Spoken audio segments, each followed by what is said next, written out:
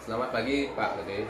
Selamat pagi Pak. Mohon izin saya mengganggu waktunya Bapak sebentar karena pada pagi hari ini saya mewawancara Bapak sebagai kepala sekolah di SD Negeri 3 Sulu.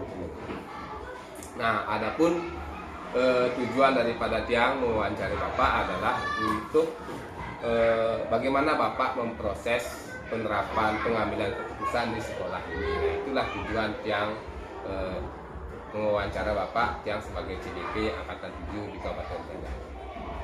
Oke Pak ya. Nah, dalam menjalankan suatu tugasnya, Bapak sebagai kepala sekolah pastinya pernah mengambil suatu keputusan. Pengambilan keputusan tersebut pastinya pernah mengalami dilema, mengalami pertentangan di dalam diri Bapak antara keadilan ataupun kasih sayang antara individu maupun secara kelompok.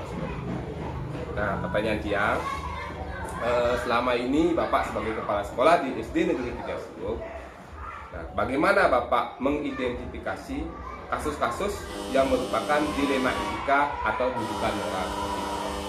Terima kasih Pak Kadep atas pertanyaannya.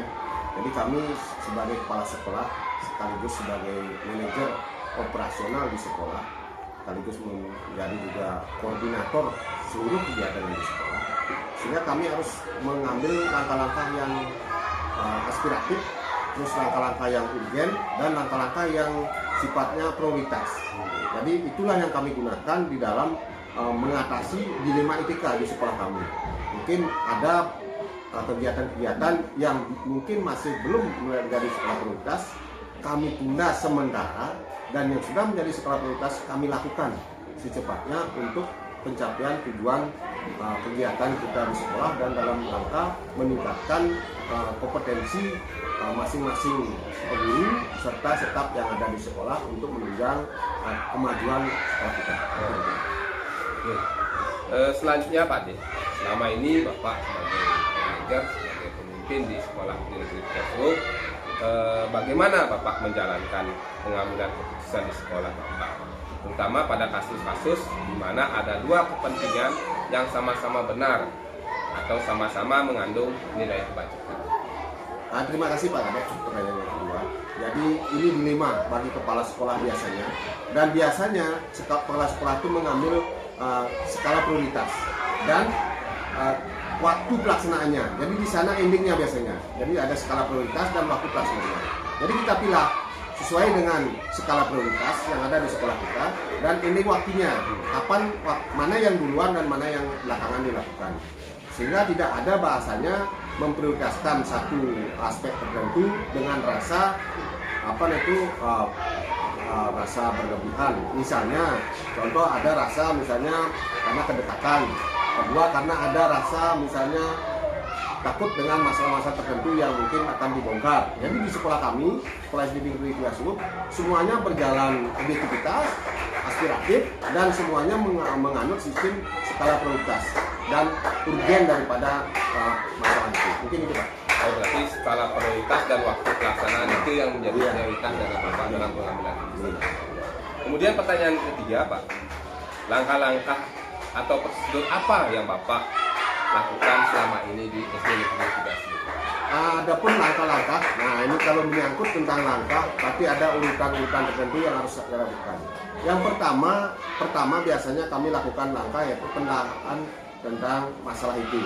Kita telaah dulu, kita cari dulu sumber masalahnya apa, kendalanya di mana, sumber-sumbernya. Baru kita adakan penindaklanjutan masalah dengan mengundang dewan guru dan staf untuk kita rembuk bersama menyelesaikan permasalahan itu untuk kita jadikan produk yang bermanfaat bagi sekolah, bukan berarti menjadi sampah bagi sekolah. Karena masalah itu kalau didaur ulang, diproduk akan menjadi produk sekolah yang bermanfaat untuk sekolah kita. Oh, berarti Bapak pertama lalu mengidentifikasi, kemudian tindak lanjutnya terhadap masalah. Iya. Bagus sekali Bapak. Yang pertanyaan selanjutnya Bapak, hal-hal apa yang selama ini Bapak anggap efektif dalam pengambilan keputusan pada kasus-kasus dilema etika?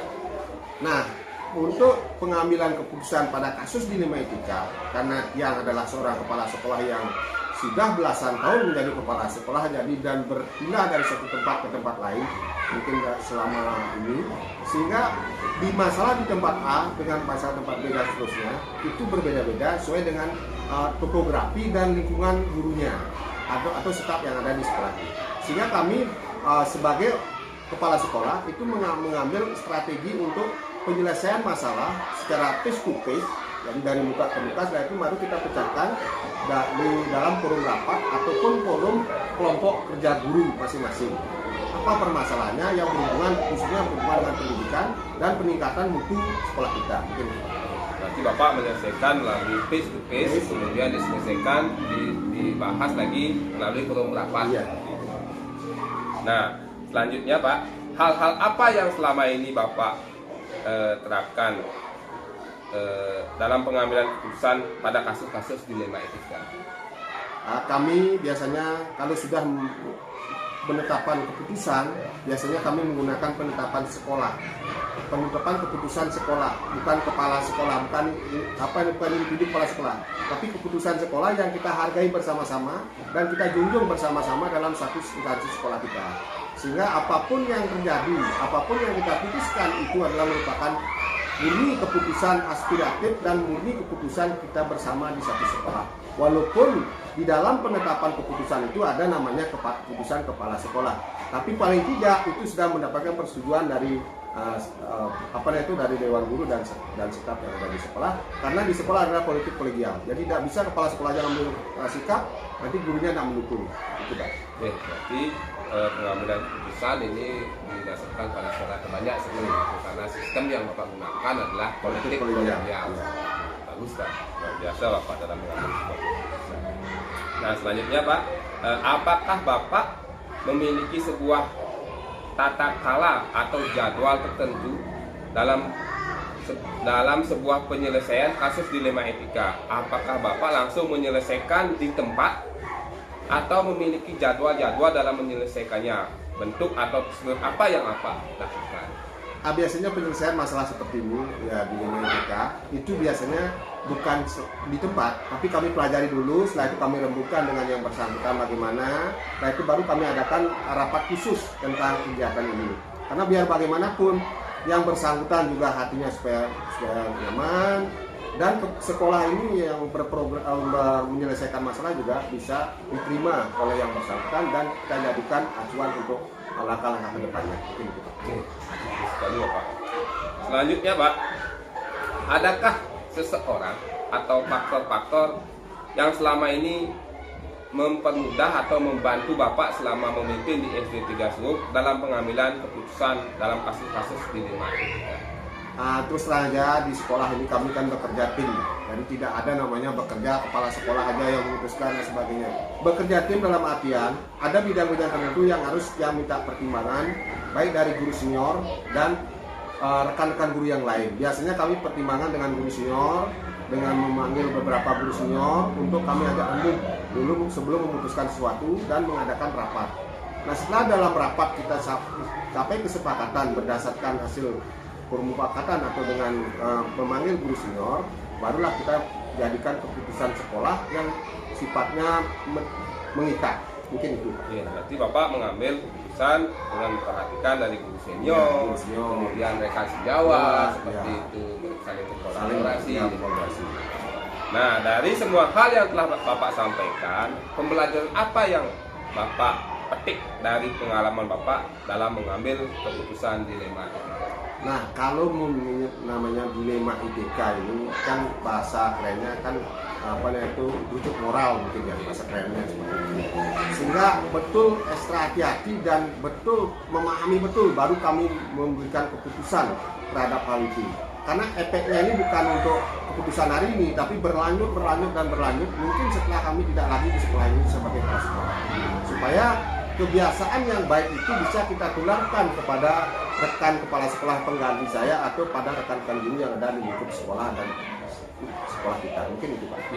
Nah, terima kasih Bapak karena sudah mengadakan meluangkan waktu kepada saya dalam proses wawancara pada pagi hari ini.